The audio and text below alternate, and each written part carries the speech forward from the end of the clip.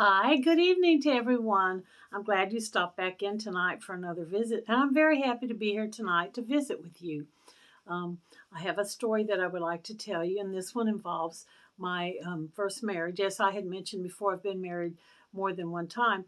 This was the first marriage that I was in, and I think I had also mentioned before too that I had dropped out of school to get married at 16. My parents had to sign for me to get married. And we did get married in a church, but it wasn't nothing really uh, fancy or spectacular. It was kind of, because it was a lot like last minute. I think we decided on Wednesday to get married that following Saturday. So we actually ended up, mostly this family.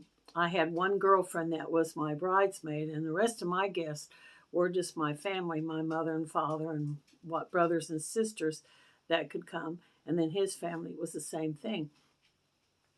And I, I just, I managed to find a white dress that was, it was short, it wasn't long, it was kind of a during prom season because we got married in May and school was getting ready to graduate. So it was actually a prom dress that I wore for a wedding dress.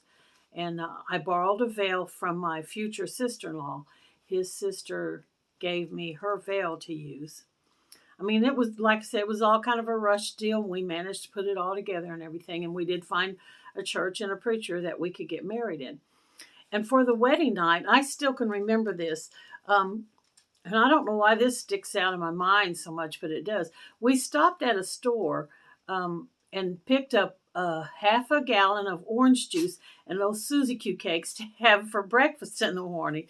I don't know why that was what our breakfast of choice, I guess. But I still remember that's what we had for breakfast when we woke up that morning. And we didn't really have a honeymoon as far as honeymoons go. Um, his grandmother offered to let us borrow her house to to have our honeymoon night in. So that was where we actually spent our honeymoon. And when we got married, I was still a virgin. Now I don't know about him. I didn't really ask him a lot because, like I told you, I didn't really know that much about him. I basically just got married to him to get out of a bad home life, because of the way that I was being treated at home. I just wanted to be out on my own and get married. So I don't know if he was a virgin or not. He may not have been. He was a couple years older than me. Then I was 16, but I was still a virgin when we got married. So we said our dues, put our rings on and everything, changed into our street clothes and drove to his grandmother's house, which was kind of back out in the woods. His family lived up at the lake, and I think it was like maybe even like a cabin out in the woods. And we went to the cabin to spend the night for our honeymoon.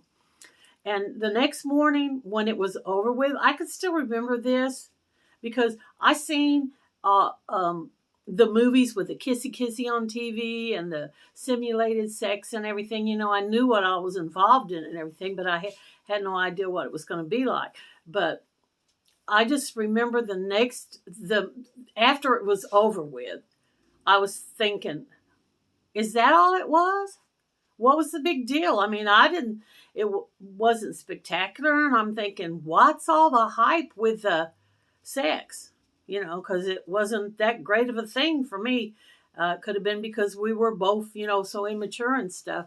Maybe it'd get better as it went along, but that wedding night was nothing really to write home about, you know.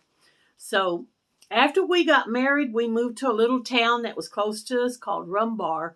And I stayed at home, and he got a job working at a gas station at like a truck stop, kind of a little restaurant truck stop. And he was making $50 a week.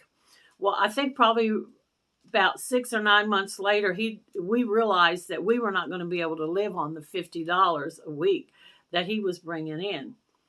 And so he joined the military, and he joined the Air Force. And I went and stayed with my grandmother while he went through boot camp, through basic training and everything. Then when he got out from basic training, we moved. Our first place that we were stationed was Kansas. And we moved to Kansas.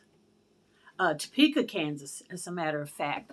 And we found a little apartment there, a very small little apartment. And we stayed in it for a few months. And the guy that had that apartment, he actually had several different apartments around this area. It was like a parking lot area, and he had turned the buildings into apartments. The one that we lived in, the first one, we actually lived in 3 of his apartments. But the first one that we lived in, that very first one, was a 1-bedroom apartment. And then another one came available that was an upstairs apartment, and we moved in that one. And I think it did have 2 bedrooms in it. It might have just been 1 bedroom also, but it was upstairs and it was bigger. It was a bigger bedroom, it was a bigger living room, and everything. And we stayed in that one for a while. And then he had another one come available that was back down on the floor that was actually 3 bedrooms and 2 baths. So we took that one.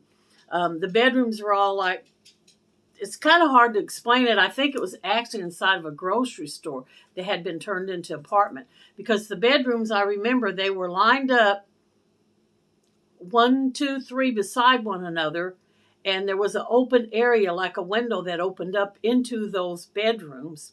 And then there was the living room area with the kitchen. There was a bathroom in front, and then the other bathroom was over beside the kitchen. And we stayed in that little apartment there for several years or months or whatever. I think in a total, probably in all, we lived in Kansas. We probably lived there 2 or 3 years before we ended up being transferred again. And this time we got transferred to New Mexico, Alamogordo, New Mexico. Beautiful New Mexico. White Sands, New Mexico. And this was such a very strikingly different landscape for me, I guess, if you could say it, because I lived in Missouri and California most of my life, where there was trees. Most of everything that was out, no trees, it was bushes, little tiny bushes. Flat land all over the place. And we lived in, at that point, he had ranked up enough stripes to where we were able to live in base housing, so to speak, base housing. And what base housing involved was 100 trailers in a trailer park. And there was 50 trailers on one side of the trailer park and 50 trailers on the other side of the trailer park. And you would drive down the road. I think it was a dead-end street. You would drive down the road to get to your apartments. And the one that we lived in was on the, as you drove in, it was on the right-hand side of the road. And it was like, I think it was the second or third one from the end. So we were all the way down at the very end of the trailer. And the way the government did it back then, I don't know if they still do that now in housing, your rent was based on what your rank was. So like, higher up in rank would pay a little bit more. But the reason I'm telling you that was what was so weird about it.